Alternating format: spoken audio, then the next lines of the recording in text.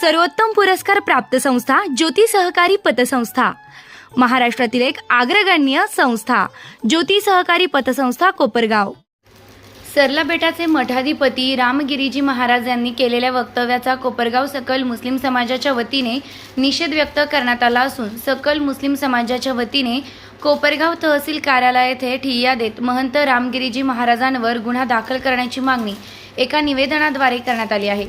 सदर निवेदनात त्यांनी म्हटलं आहे की सरला बेटाचे मठाधिपती रामगिरीजी महाराज यांनी अंतिम प्रेषित मोहम्मद पैगंबर साहेब यांच्या जीवनावर आक्षेपार्ह वक्तव्य करून इस्लाम धर्मावर टीका टिप्पणी करत विटंबना करून सामाजिक भावना दुखावल्याबद्दल रामगिरी महाराज यांच्या वक्तव्याचा जाहीर निषेध करून त्यांच्यावर गुन्हा दाखल करण्यात यावा अशी मागणी निवेदनाद्वारे करण्यात आली आहे। सदरचं निवेदन नायब तहसीलदार प्रफुल्लिता सातपुते यांनी स्वीकारलं आहे। यावेळी मोठ्या संख्येनं मुस्लिम समाज बांधव उपस्थित। मैं तमाम देशवासियों से ये कहना चाहता हूँ कि हज़रत पैगंबर मोहम्मद सल्लल्लाहु अलैहि वसल्लम पूरी दुनिया के लिए रहमत बनाकर भेजे गए हैं और हज़रत पैगंबर मोहम्मद सल्लल्लाहु अलैहि वसल्लम ने पूरी दुनिया इंसानियत को अमन और शांति का पैगाम दिया है। कभी भी पैगंबर मोहम्मद सल्लल्लाहु अलैहि वसल्लम ने अशांति का पैगाम नहीं दिया, बल्कि हर वक्त आपने शांति और अमन के साथ रहने का पूरे दुनिया इंसानियत को इरशाद फरमाया है। इसलिए ये जो मौका है और ये जो काम हुआ कि एक सप्ताह के अंदर एक महाराज ने जो है हज़रत मोहम्मद पैगंबर सल्लल्लाहु अलैहि वसल्लम के ताल्लुक़ से आपत्तिजनक अल्फाज इस्तेमाल किए हैं। मोहम्मद सल्लल्लाहु अलैहि वसल्लम की मोहब्बत पूरी दुनिया इंसानियत के अंदर है और ख़ास तौर से जो उनको मानते हैं मुसलमान उनके दिल में भी है। इसलिए उनके ताल्लुक़ से आपत्तिजनक शब्द जो इस्तेमाल किए गए हैं वो हमारे दिल को दुखाने वाले हैं और हमारा दिल उससे दुख रहा है। हर मज़हब में ये तालीम है कि किसी के दिल को मत दुखाओ, किसी को सताओ मत, किसी को बुरा भला मत कहो। ये हर मज़हब की तालीम है। किसी मज़हब के अंदर भी ये नहीं कहा गया है कि एक दूसरे के मज़हब को बुरा भला कहे, एक दूसरे के मज़हब के बड़े जो लोग होते हैं उनको बुरा भला कहे। किसी मज़हब के अंदर भी ये तालीम नहीं है। लेकिन पता नहीं कि हमारे जो महाराज ने ये बात कही है कैसे उनके दिमाग में ये बात आई है।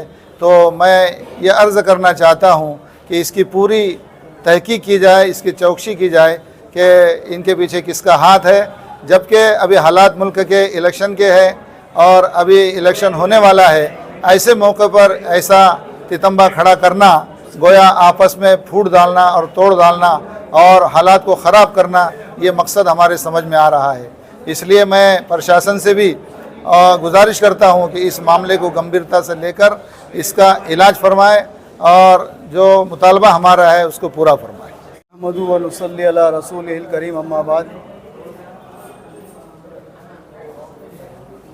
अभी जो बातें हमारे सामने आई है और मौलाना ने जो बातें कही है कि ये हमारे हज़रत मोहम्मद सल्लल्लाहु अलैहि वसल्लम की तालीम है और हमें ये तालीम दी गई है कि हम किसी के मज़हब के बारे में बुरा भला न कहें, किसी को गाली न दें, किसी के मज़हब के देवताओं को या जिनको वो पूछते हैं उनको बुरा भला मत कहें।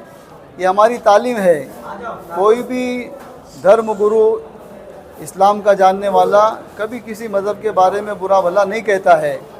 ये जो बात महाराज ने कही है तो इस महाराज को कोई इल्म नहीं है, इनका ज्ञान नहीं है, मालूमात नहीं है, इसलिए उन्होंने ये बात कही है। लिहाजा वो जो बातें हुई है, मुसलमानों का दिल उससे दुखा है और मुसलमान दुखी है। मुसलमान हर चीज़ को बर्दाश्त कर सकता है। मॉब लंचिंग की गई, उसको बर्दाश्त किया गया, और रेप किए जाते हैं, उस पर कानूनी कार्रवाई की जाती है। मुसलमान सब्र करता है। लेकिन मुसलमान हमारे पैगंबर के बारे में कोई आपत्तिजनक बात कही जाए, कोई शब्द कहा जाए, उसको बर्दाश्त नहीं कर सकता है। ये हमारे मज़हब के धर्म गुरु हमारे इन नौजवान मुस्लिम नौजवानों को संभालते हैं और उनको कंट्रोल में रखते हैं और उनको मज़हब की तालीम देते हैं। यही तो वजह है कि इतना बड़ा वाक़या होने के बावजूद भी, इतने बड़े सारे मुसलमान जमा होने के बावजूद सब खामोशी के साथ वापस चले गए और सब ने खामोशी के साथ इस एहतजाज को सुना और सब ने धर्म गुरु की बात को मानते हुए उस पर अमल करते हुए खामोशी के साथ अपने अपने घरों को चले गए हैं। तो ये प्रशासन जो है इस बात को नोट करे कि इनके धर्मगुरु की बात को सुन करके ये नौजवान इतने जोश और जज्बे में आने के बावजूद खामोशी के साथ, इत्मीनान के साथ अपने घरों को वापस चले गए हैं। ये तालीम है और ये हमारे सामने एक उदाहरण है, एक मिसाल है। तो हम ऐसे हमारे नौजवानों को भड़काने की बातें नहीं कर सकते हैं, जैसे कि महाराज ने भड़काने की बात की है और दो मज़हब में तेढ़ और निर्माण किया है। लिहाजा मैं प्रशासन से गुजारिश करूँगा कि वो इस महाराज को जो है सख्त से सख्त कार्रवाई करे इसके ऊपर और इसकी तहकीक करें, और तहकीक करने के बाद कि इसके पीछे उनको समझाने के लिए और उनको भड़काने के लिए क्या हाथ है और क्या साथ है, इसको उजागर करें। इसकी तहकीक करके कड़ी से कड़ी उनको सज़ा दी जाए। इतनी बात कह करके मैं अपनी बात ख़त्म करता हूँ। इसके पीछे कुछ षड्यंत्र आपको लगता है, क्या हो सकता है? कुछ नहीं, इससे पहले भी जो सप्ताह हुआ है कोकम ठाणे में, और इसके अलावा भी जहाँ भी सप्ताह हुआ है, अभी कांवड़िया यात्रा जो हुई है उसमें भी मुसलमानों ने कितनी खिदमत की है। उनको शरबत पिलाया, उनको पानी पिलाया, यहाँ तक कि मैंने देखा वीडियो में कि छाले आए हुए कांवड़िए के पैर पर, तो छालों को जो है मुसलमान अपने हाथ से दुरुस्त कर रहा है। तो मुसलमान की तालीम है, वो सप्ताह हो या कोई भी धर्म का, मज़हब का कोई भी प्रोग्राम हो, उसमें मुसलमान उनको साथ देता है। आज या ठिकाणी जमात उलेमा ई महाराष्ट्र यांच्या वतीने आक्षेपार्ह विधान करून सामाजिक भावना दुखावल्याने जे आपण निवेदन इथे आमच्याकडे दिलेले आहे, तर ते निवेदन आम्ही नक्कीच आपल्या ज्या दुःखद भावना आहेत त्यासहित आम्ही प्रशासनापर्यंत पोहोचवू। आणि तोपर्यंत माझी आपणा सर्वांस विनंती आहे की आपण प्रशासनावर विश्वास ठेवावा। हा कठीण काळ नक्कीच निघून जाईल आणि त्या दरम्यान आपण शांतता आणि सुव्यवस्था राखावी, कोणी कायदा हातात घेऊ नये आणि मुख्यतः प्रशासनावर विश्वास ठेवावा।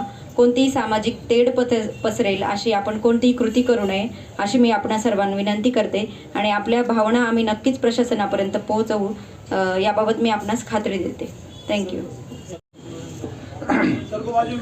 आपण आता या ठिकाणी जो संयम दाखवला, आपण शांततेच्या मार्गाने जे काही निषेध आंदोलन किंवा निषेध केलेला आहे त्याबद्दल सगळ्यांचं खरंच कौतुक करतो। परंतु इथून परत जाताना आपण शांततेच्या मार्गाने जसे आलात तसेच परत जा, कुठलंही बेकायदेशीर कृत्य करू नका, कायदा हातात घेण्याचा प्रयत्न करू नये, जेणेकरून त्याचा तुम्हालाही त्रास होतो, समोरच्यालाही त्रास होतो आणि प्रशासनालाही त्रास होतो। आणि मग पोलीस प्रशासन समोर आलं की मग कारवाई करण्याची वेळ येते, ती वेळ कुणावर येऊ नये याच्यासाठी मी सगळ्यांना सांगतो की परत जाताना आता जे तुम्हाला उलेमांनी सांगितलेलं आहे, मौलानांनी जे काही तुम्हाला सांगितलेलं आहे त्याप्रमाणे शांततेने परत जावं, कुणीही हुल्लडबाजी करू नका किंवा वेगळ्या काहीतरी भावना व्यक्त करण्याचा प्रयत्न करू नका। धन्यवाद।